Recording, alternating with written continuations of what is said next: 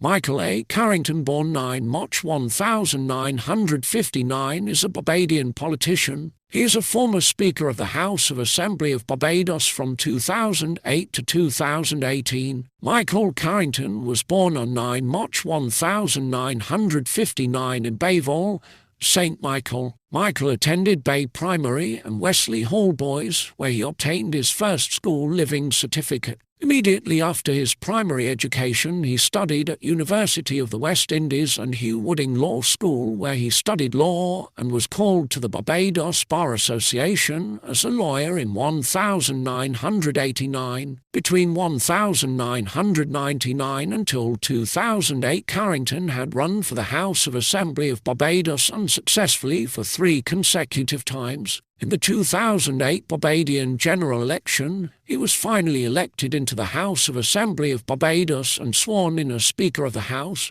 after serving 5 years in office. In 2018 he ran for re-election, was failed to get elected. He has served as a member of the Disciplinary Committee of the Barbados Bar Association. This article about a Barbadian politician is a stub. You can help Wikipedia by expanding it.